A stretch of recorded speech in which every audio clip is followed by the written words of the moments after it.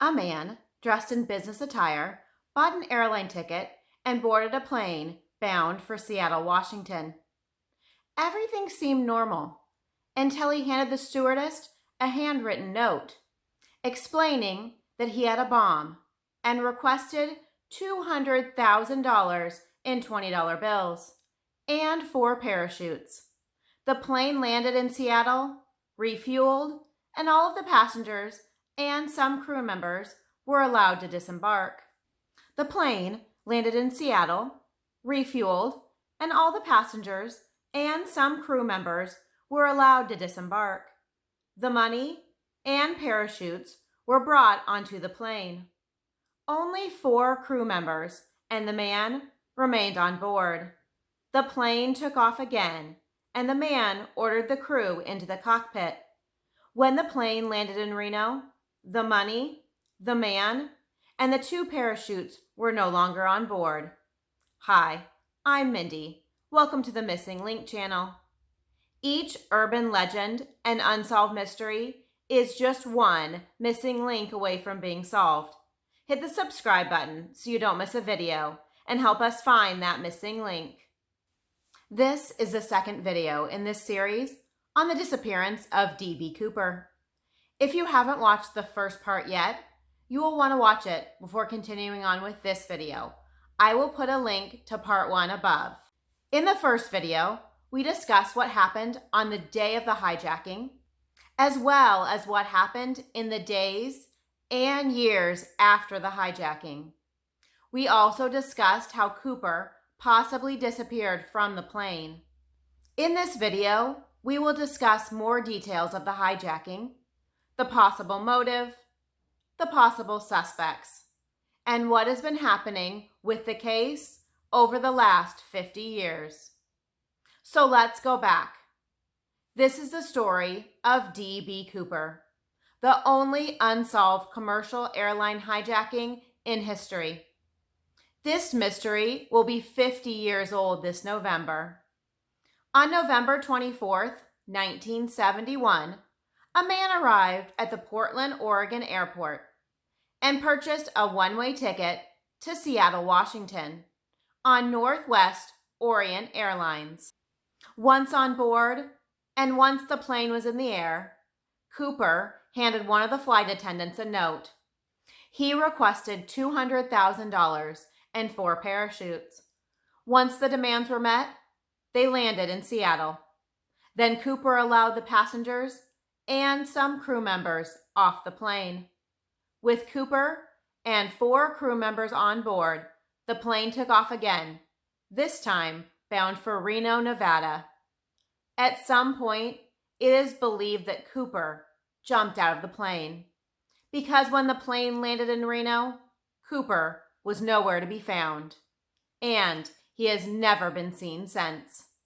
Do you think Cooper survived the jump? Let's look at a few other things from this mystery. First, Cooper seemed to put a lot of planning into this crime, but there are some things that I just can't figure out why he did them. He had such an odd clothing choice that day. If the business suit and trench coat were all he had on, he definitely wasn't prepared for the weather or terrain he was jumping into. Could he have had a different apparel on under the suit or in his briefcase? Also, he chose the non-steerable parachute. If his plan was to jump out of the plane, I would think he would have either had knowledge of parachutes or would have done his research. Why did he choose those 2 parachutes out of the 4? One more thing. Why would Cooper let the pilot choose the place to refuel and the route on the way to Mexico City? He just told the pilot to get the show on the road. This shows that Cooper hadn't planned where he was going to jump, and most likely, he didn't even know where he was when he jumped. It also shows that he obviously didn't have someone who was meeting him on the ground.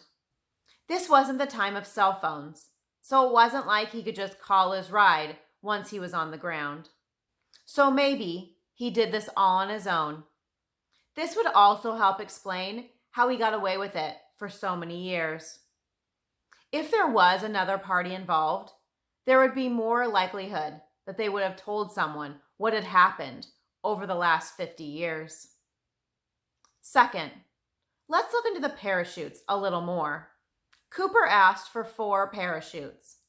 Was he trying to make the authorities believe that he was going to jump with a hostage, so that way they wouldn't sabotage any of the parachutes? Did he want choices in parachutes? Is that why he asked for 4? Or was he really planning on using all 4 of them and later changed his mind? Cooper was accidentally given a dummy or training chute with the panels sewn shut, and that was one of the 2 that he chose. He also took the older of the 2 primary parachutes, which was a military parachute. Experts on these parachutes explain that finding the ripcord on this parachute would have been difficult, especially at night. Did Cooper recognize this parachute? Was he in the military? Did he choose a parachute that he was familiar with? Also, the 727 was a popular aircraft in the military. Did he know a Boeing 727 had a rear staircase that he would be able to jump out of, and that is why he chose this aircraft and this flight that day? 2 parachutes were missing when the plane landed in Reno. What happened to the 2 parachutes? Obviously, Cooper likely had one on. What did he do with the other parachute? Did he wrap money in one of the parachutes?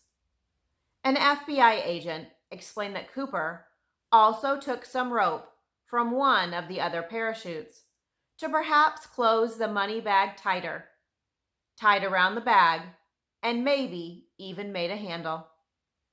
Also, the ransom would have been very heavy. The money itself weighed approximately 22 pounds. How did he hold onto the money during the jump? Did he carry it out of the mountains and forest area if he did survive the jump? Third, why did he choose the name Dan Cooper? Did it have any significance at all, or was it just a random name? Was he upset when they started referring to him as D.B. Cooper? There was a comic book character from that time period that was named Dan Cooper. And I'll give you one guess what the comic book was about. Yep, Dan Cooper jumped out of an airplane with a parachute on. Was this just a coincidence, or did the hijacker choose this name on purpose? Fourth, if he did survive and make it to safety, did he ever spend any of the money? Did he see the newspaper article that listed all of the serial numbers and know he had to be careful if he did use any of the money, because he didn't want it to lead back to him? Could he have used the money in another country? Or did he just spend the money and the serial numbers were never checked? Fifth, what evidence remained from the hijacker that day? Remember, what remained on the plane was a clip-on tie from JCPenney's, 8 cigarette butts, and 2 parachutes. Could there have been fingerprints left on the plane or the stairway leading off the plane? I would imagine that he held onto the railing before jumping. He was smart and took a lot of the evidence with him, or at least threw it out of the plane. He took the briefcase and even the note he originally gave the flight attendant. When he purchased the ticket back at the airport, he did write in the name Dan Cooper. Could there be DNA on anything he left behind? Did the authorities keep the 8 cigarette butts he left behind, or the glass that he drank out of? Were these ever tested for DNA? In 2001, a DNA test was performed on the tie, and DNA was found. However, the cigarette butts were originally taken into evidence, but they are currently missing. This is so frustrating because these could likely hold DNA evidence that could answer once and for all who is D.B. Cooper. Sixth, the route itself. Why did Cooper choose this route? He left Portland, Oregon, headed north to Seattle, Washington, then chose to head back south to Mexico. Was he from the area of Portland and wanted to try to jump out of the plane near this area? That would be the only reason I can see of going north and then heading south again. Unless he truly didn't care where he was going to jump. The authorities have looked into 800 suspects over the years. We are going to discuss a few of them. But first, let's look a little bit more into D.B. Cooper. Remember from the first video, when he entered the airport, he was carrying a plain briefcase. He was described as a Caucasian man, approximately 35 to 50 years old, with a medium build, a medium dark or olive complexion, brown eyes, and black or dark brown hair. He stood 5'9" to 6 feet tall and weighed between 150 to 190 pounds. That day, he wore a black tie, dark suit, white shirt, dark shoes, and sunglasses.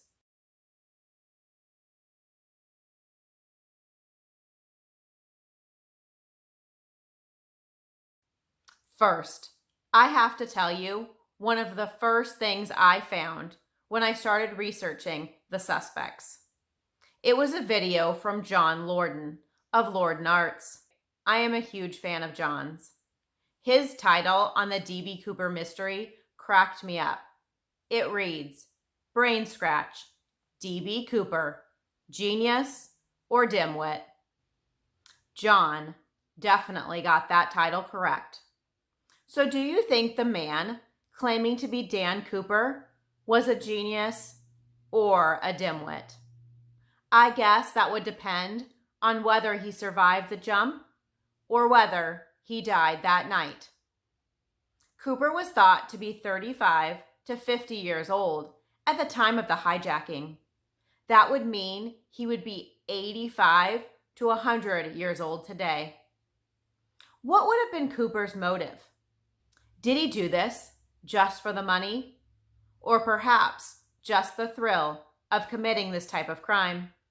On board the plane, one of the flight attendants named Tina asked him if he had a grudge towards the airlines. He said no, not towards the airlines, just a grudge. What do you think that means? Remember, the 6 letters that were possibly written by D.B. Cooper and mailed to various newspapers in California, Oregon, British Columbia, Nevada, New York, and Washington. The letters were sent not long after the hijacking. There are a few things that stick out in my mind from the letters. First, he claimed that he left no fingerprints, which ended up being the case. The FBI didn't find any usable fingerprints from the plane. Second, he claimed to have worn a disguise. This could help explain how no one was able to ID him right away, and how the witnesses weren't able to identify him as well when compared to other suspects. Third, a filmmaker who was making a documentary on this case filed a Freedom of Information Act and got the 5th letter released. This was the long letter that talked about not getting caught, leaving no fingerprints, wearing a toupee and makeup, how the composite sketch was wrong, and that he is not hiding, but is instead still flying on planes. This filmmaker, Thomas Colbert, claims that his team found a hidden code in the letter. He believes that after the letter is deciphered, it says, "I'm Lieutenant Robert W. Rackstraw." The Colbert team also believes that the same code was used in letter 6. This time, they believe that when the letter is deciphered, it says, "I'm Lieutenant Robert W. Rockstraw. D.B. Cooper is not my real name. I went out of the system and saw a way by hijacking one jet plane." Of course, the FBI has stated in the past that the letters were reviewed and they didn't see any code in the letters. The first suspect is Robert Rackstraw.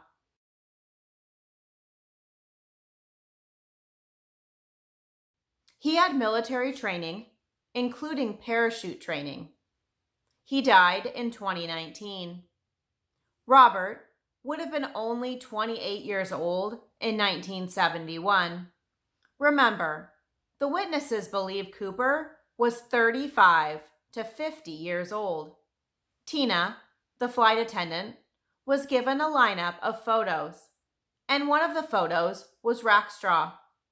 She did not pick him out of the group as being D.B. Cooper. Rackstraw was dismissed as a suspect not long after the hijacking in the 1970s. The second suspect, Richard Floyd McCoy Jr.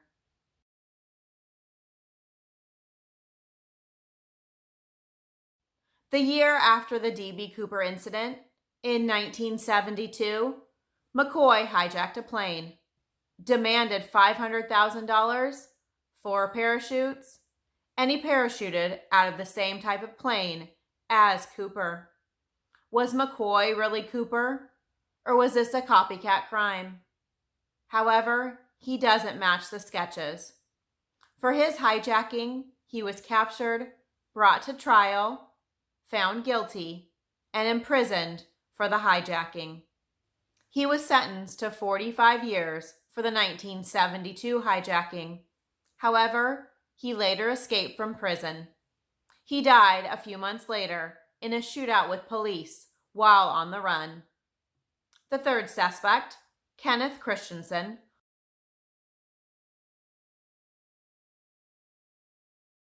also had military training with parachute training. He also worked for the same airline, Northwest Orient Airlines, that Cooper hijacked. He was a mechanic. Kenneth's brother Lyle said that Kenneth made a peculiar statement on his deathbed.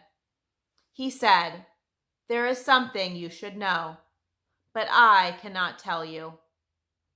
Well, that is pretty open-ended. He could have meant a lot of different things.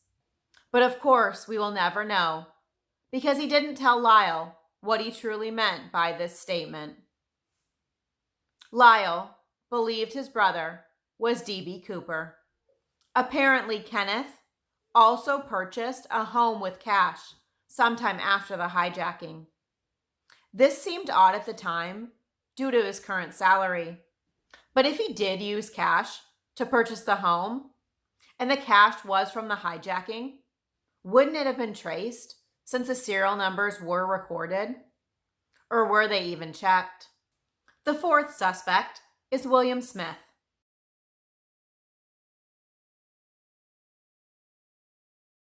He also had military training through the Navy. He definitely looked very similar to the sketches. William was 43 in 1971, 5'10", weighed 170 pounds, had olive skin, and dark brown eyes. These fit the witnesses' descriptions of D.B. Cooper. Remember, Cooper talked about a grudge. Well, William was upset about the Lehigh Valley Railroad bankruptcy, which caused people to lose jobs and their pensions. The airline was a contributing factor in the railroad filing bankruptcy. William died in 2018. The fifth subject is Lynn Doyle Cooper.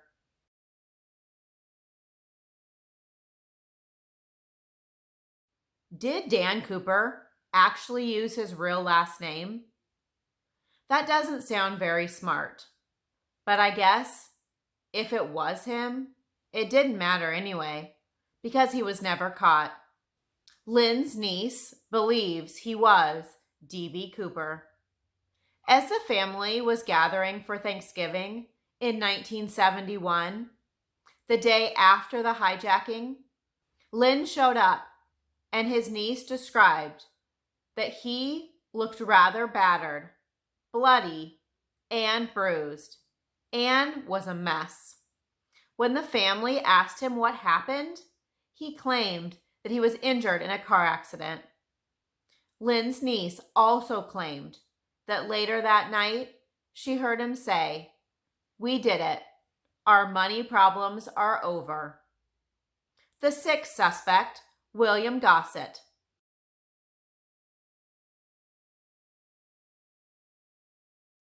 His sons claimed that he also had a deathbed confession, and he claims he was actually D.B. Cooper. His sons also claimed that he told them not to say anything until after he passed away. William does have a resemblance to Cooper. He is the third from the left in this photo. His son stated he had the type of temperament to do something like this.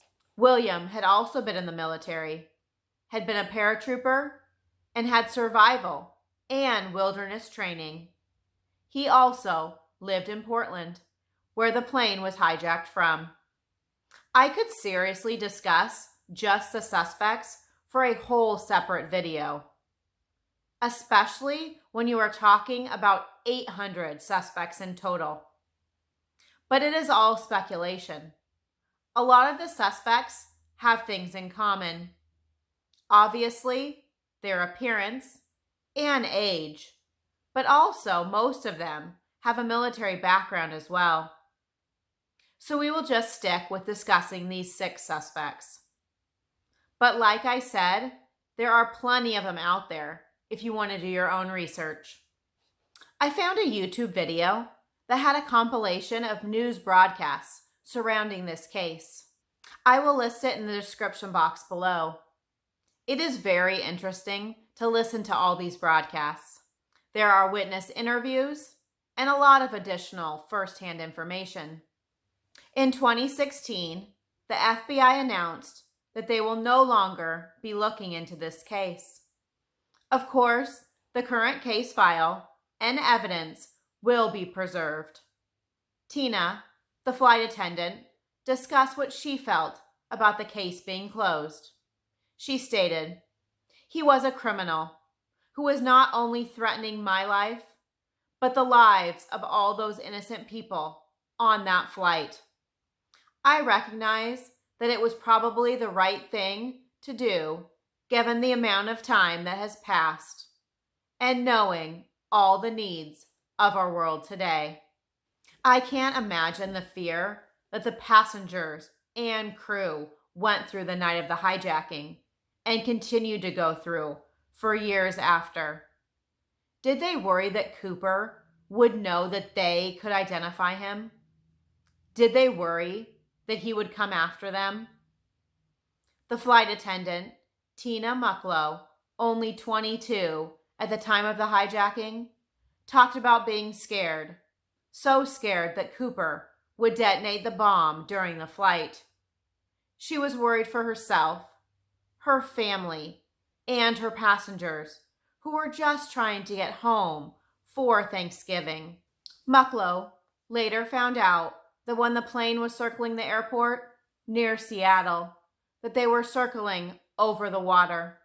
The plane was told to circle over the water in case the bomb was detonated. The authorities wanted them over the water so no one else would be killed on the ground. She described feeling so alone on the plane with Cooper on the second flight. Since Cooper was never identified, I am sure the crew and the passengers have wondered for the last 50 years if he would ever be identified.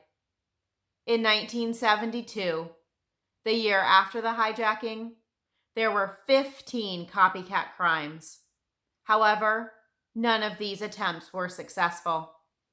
After the hijacking by D.B. Cooper on November 24th, 1971, and the copycat attempts the following year, many changes were made to help with flight safety.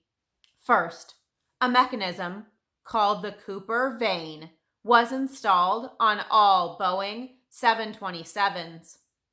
This would prevent the door to the stairs from being opened during a flight.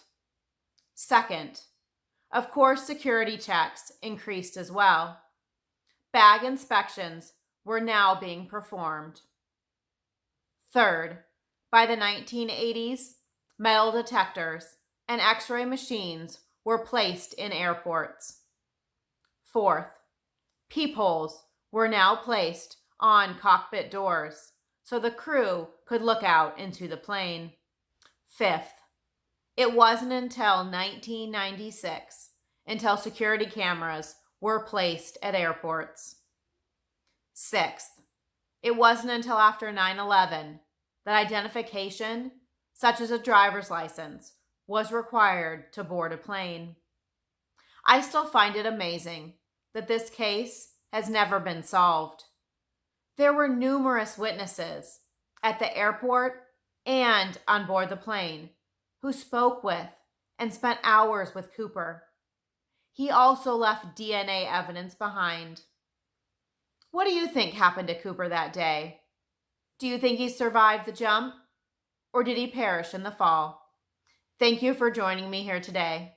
If you enjoyed the video, please hit the like button so I know you enjoy hearing about true crime cases. Also, hit the subscribe button and the bell so you'll be notified of my future videos.